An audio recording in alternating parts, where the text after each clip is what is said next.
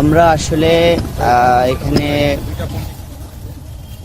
আমাদের আসার কথা ছিল নির্বাচন তো হওয়ার পরে খুবই উৎফুল্ল হৃদয়ে, কিন্তু আমরা এখানে আজকে আমাদের শোকাহত হৃদয়ে আসতে হয়েছে। এটা আমাদের জন্য অত্যন্ত দুঃখের এবং সাথে সাথে একটা লজ্জার বিষয়। লজ্জার বিষয় এজন্য যে রাষ্ট্র আমাদের ভাইদের নিরাপত্তা নিশ্চিত করতে ব্যর্থ হয়েছে। আমরা এখানে এসেছি আমাদের সম্মানিত ভাই, যিনি সবসময় বাতিলের বিরুদ্ধে অগ্নিকণ্ঠে কথা বলতেন, যিনি কখনো নিজের জীবনের পরোয়া না করে তার সংগ্রামী যে জীবন ছিল এটা তিনি পরিচালনা করতেন। আমাদের সকলের প্রিয় ভাই শহীদ শরীফ উসমান বিন হাদি ভাইয়ের কবর জিয়ারত করার জন্য আসছি। আমাদের একটা আকাঙ্ক্ষা ছিল যে আমরা বিজয় হওয়ার পরে হয়তো শরীফ উসমান ভাইয়ের সাথে দেখা করতে আসব, ভাই আমাদেরকে শুভেচ্ছা জানাবেন, ভাইয়ের সাথে আমরা খাওয়া দাওয়া করব, এটা ছিল আমাদের প্রত্যাশা। কিন্তু অত্যন্ত দুঃখের বিষয় হলো আমাদের ভাইকে নির্মমভাবে শহীদ করে দেওয়া হলো, কিন্তু আমাদের রাষ্ট্র এখন পর্যন্ত ভাইয়ের খুনিদের বিচার নিশ্চিত করতে পারেনি। এটা আমাদের জন্য যেমন একটা লজ্জার বিষয়, পাশাপাশি এটা রাষ্ট্রের সিকিউরিটি সিস্টেম এবং রাষ্ট্রের সার্বভৌমত্বের জন্য একটা হুমকি হিসাবে দেখছি। আমরা নির্বাচিত হওয়ার পরে আমরা প্রথমেই বলেছি যে আমরা শহীদ উসমান বিন হাদি ভাইকে আমরা সবসময় ধারণ করি।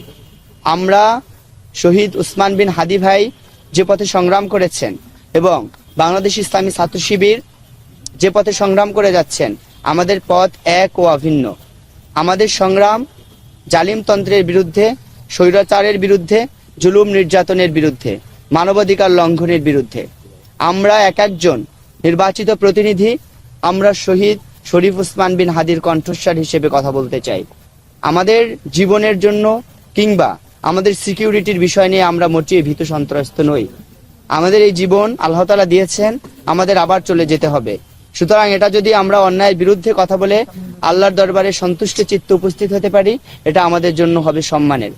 নির্বাচিত হওয়ার পরে আমাদের প্রতিশ্রুতি হলো আমাদের জগন্নাথ বিশ্ববিদ্যালয় যেহেতু অনাবাসিক বিশ্ববিদ্যালয়, আমাদের সম্মানিত ভাই বোনেরা অধিকাংশ পুরান ঢাকায় থাকেন এবং পুরান ঢাকার আশেপাশের যে এলাকাগুলোতে থাকেন। আমরা চাচ্ছি আমাদের ভাই বোনদের নিরাপত্তা নিশ্চিত করা। আপনারা জানেন বিভিন্ন সময় আমাদের নারী শিক্ষার্থীরা হেনস্থার শিকার হয়, আমাদের ভাইদের উপরে বিভিন্ন সময় জুলুম করা হয়, এগুলোকে আমরা বন্ধ করতে চাচ্ছি। আমাদের টার্গেট আমাদের শিক্ষার্থী ভাই বোনদের নিরাপত্তা নিশ্চিত করা।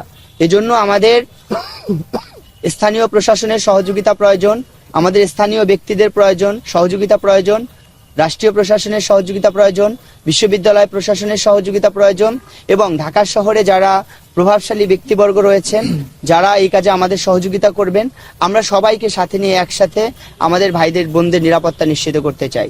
জগন্নাথ বিশ্ববিদ্যালয় অনেক সমস্যা সংকুল একটা ক্যাম্পাস। এই ক্যাম্পাসের সমস্যাগুলো বলা শুরু করলে আসলে এটা শেষ হবে না। আমরা চাই আমাদের নির্বাচনে যারা অংশগ্রহণ করেছে, যে সকল প্যানেল যে ভাই বোনেরা ছিলেন এবং বিভিন্ন রাজনৈতিক ব্যক্তিবর্গ যারা জগন্নাথ বিশ্ববিদ্যালয়ে আছেন, সবাইকে নিয়ে একসাথে কাঁধে কাঁধ মিলিয়ে আমরা এতদিন যেভাবে জগন্নাথ বিশ্ববিদ্যালয়ের স্বার্থে কথা বলেছি, কাজ করেছি, ঠিক তেমনই ভাবে আমরা আবার একসাথে কাজ করে আমাদের জগন্নাথ বিশ্ববিদ্যালয়কে সামনের দিকে নিয়ে যাব ইনশাআল্লাহ।